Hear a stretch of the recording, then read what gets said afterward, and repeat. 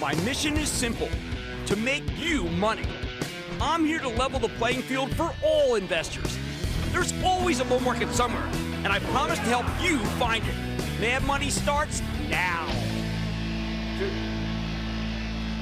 Hey, I'm Cramer. Welcome to Mad Money. Welcome to Cramerica.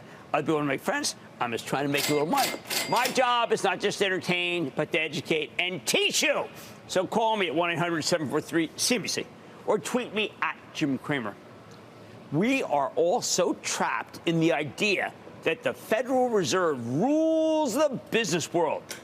We forget that the people who actually run businesses won't just roll over and root for a slower economy. They won't give up. They keep trying to win for you, the shareholder, come hell or high water.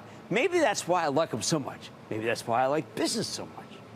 All that hard work was on display today. Yet today we saw what happens when you take the Fed out of the equation. Remember the blackout, they can't talk out of meeting next week. And remember how much money can be made simply by picking regular old stocks. With the Dow gaining 206 points, S&P jumping 1.1%, NASDAQ cramping a remarkable 1.76%. Now, all day, there were headlines explaining that stocks were going up because we got a stronger than expected gross domestic product number this morning. That's a classic misdirection play. Just totally wrong. It's stale. It doesn't count. We're in earnings season, for heaven's sake. There are a lot of snap judgments to be made, and many of them wrong.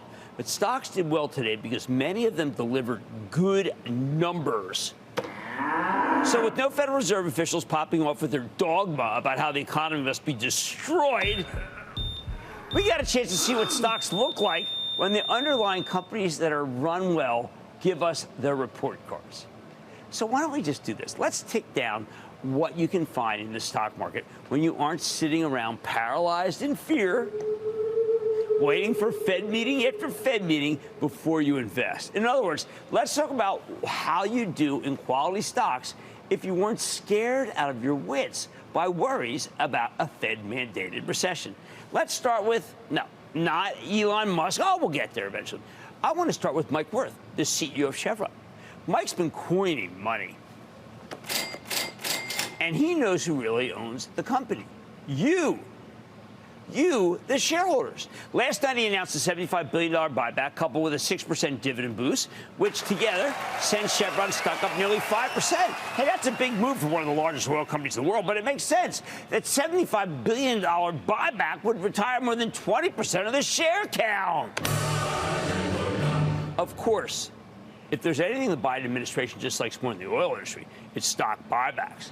They immediately put out a statement, and I quote, "For a company that claimed not long ago that it was working hard to increase oil production, handing out $75 billion to executives and wealthy shareholders sure is an odd way to show it. We continue to call on all oil companies to use the record profits to increase supply and reduce costs to the American people," end quote. Look, I'd love to lower gasoline prices, but Chevron, for heaven's sakes, is a business. And it's not the way Rockefeller ran Standard Oil. This is a business, not some kind of public-owned utility. Plus, Mike Wirth has done a tremendous amount behind the scenes trying to work with Washington, which does not care for this, to come up with plans that would get more oil to market. Chevron's also committed $10 billion to reduce greenhouse gases, including carbon capture. Do you know that the stock actually got dinged when they made that announcement? Because it was so big versus everyone else in the industry. The company's always been growing production. They plan to increase it by 3% this year, which is a gigantic amount. In reality, given the size of what they produce and how expensive it is to drill. While their growth rate declined last year, that was because of some contract expirations in Indonesia and Thailand. Hey, White House, look at the asterisk. If President Biden really wants lower gasoline prices, he needs to cut a deal with the industry and streamline the pipeline construction process. We have tons of oil in this country, but we can't get it all where it's needed because there's so much opposition to pipelines, including from the White House. Singling out Mike Wirth when Chevron is deeply committed to growing while so many independents are just returning cash to shareholders by barely growing, it's just unfair and ill-advised. They know nothing! The wealthy shareholders line feels like a cheap shot to me. The biggest shareholders in Chevron are index funds, how regular people invest, and Berkshire Hathaway. Sure, Warren Buffett's one of the richest men on earth, but Berkshire's hardly a byword for corporate greed, and you can own shares in it too. Regardless, Chevron's doing great and wants to do more, and there's no give easier pipeline placement without a get the oil the president wants. Next, how about Tesla? All right, what did it do to reserve that 11% rally? And it's been down a lot, I know that. Well, what it did was it beat the numbers big time. Last year, Tesla delivered over 1.3 million cars and achieved an astounding 17% operating margin. Car companies don't usually make anything near that. $12.6 billion in net income in the fourth quarter alone. Now, a few years ago, the short sellers constantly told me that this company was about to run out of money. Wrong cash machine. Brilliantly, Musk recently cut the price of his cars. And what happened? Well, so far in January, they're seeing their strongest orders ever year to date. Orders that are twice the rate of production. Price mattered to customers, but it was also a warning shot to Ford and GM, who might think twice about ramping up electric vehicle production too fast, lest their earnings take a hit because they have to lower prices for what they have now. Okay, and then there's Nucor, the best steel maker in America. Now, when I got in this business, I learned from day one that when the Fed's tightening, you're supposed to sell or short every steel company you can find. I'm not allowed to trade stocks now, but I sure used to. I shorted Bethlehem Steel when it went to zero. Today, Nucor reported an amazing quarter, although the sale prices were actually down. How much they get for steel? They weren't down enough to prevent 2022, though, from being a record year. These were true blowout numbers. The opposite of what's supposed to happen at this point in the business cycle.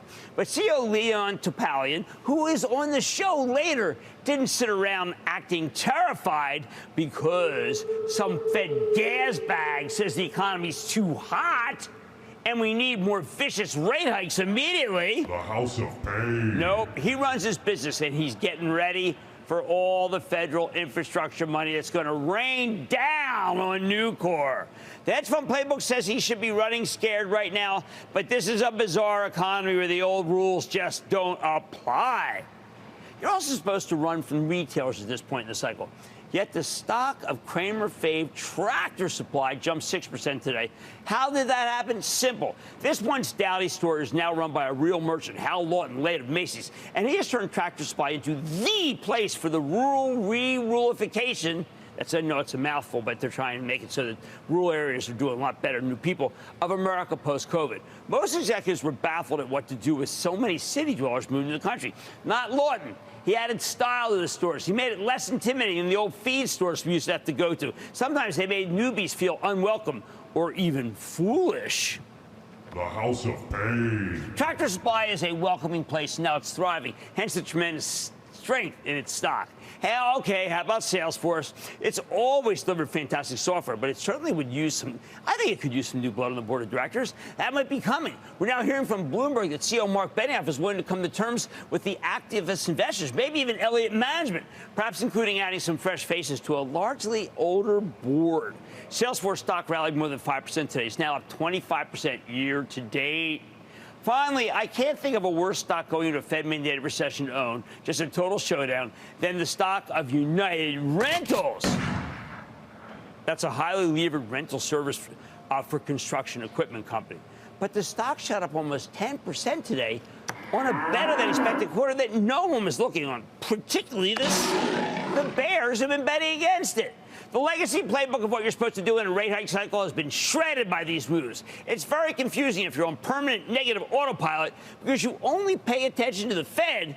If you watch individual companies, these moves would be a lot less surprising. Bottom line, I've said over and over again that during earnings season, what matters is companies and the CEOs with the smarts to direct them. Remember today, it's exactly what happens when you're Fed blind and corporate constructive. Michelle in Nevada. Michelle. Hello, welcome. Jim Cramer from sunny southern Nevada. Hi. Oh, thank you, Michelle. Thank you. You're close to Elon Musk's Giga plant. What's happening? The Giga Factory. Yeah, that's northern Nevada, but yeah, we're. Well, I mean, I was speaking more state-wise, but yeah, I hear you. Definitely. Hey, I'm a long-time listener, and I appreciate all you do. I feel like I have a stronger financial future because of the way I've educated myself and because of Mad Money. Thank you so much. You got to join the club. The club is the next level. But go ahead. Need to go. Yeah, I've had a few sweaters. I need to go to the club. So I have a small holding of Albertsons, and I've enjoyed a little appreciation there. I watched the headlines and did the merger. In fact, I got my dividend last Friday. So, oh, yeah, the special dividend. Congratulations. It was a nice little pocket of money. So with all that, I'm wondering what you think is the future of Albertsons. It's done. I mean, I think that, just move on. You got what you want, and you move on. By the way, I have to tell you, I like the stock of Kroger very much. I think that Rodney McMullen is doing a terrific job, and I wanted to come back on our show. I think that would be nice, because I think he's a gent. Right? I've said it before. I'll say it again. During earnings season, what matters is companies and the CEOs with the smarts to direct them. Remember today, they will keep trying to win for you, the shareholders, come hell or high water. Oh, man, tonight, Newport's been firing on all cylinders, so what's the secret sauce to this steelmaker's success? I'm checking with the CEO. Then McCormick has lost its spice as of late. So what's it going to do to bring the stock back and bring the heat to you? I'm digging into the story with the CEO, and SAP announced it was exploring its sale of its stake in Qualtrics. So where does the deal stand now? And how is SAP doing? I'm getting answers with the company's top brass, so stay with Cramer.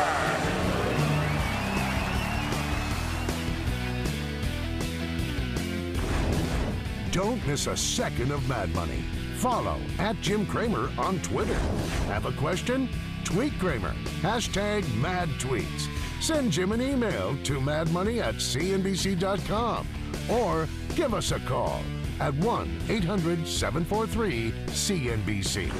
Miss something? Head to madmoney.cnbc.com.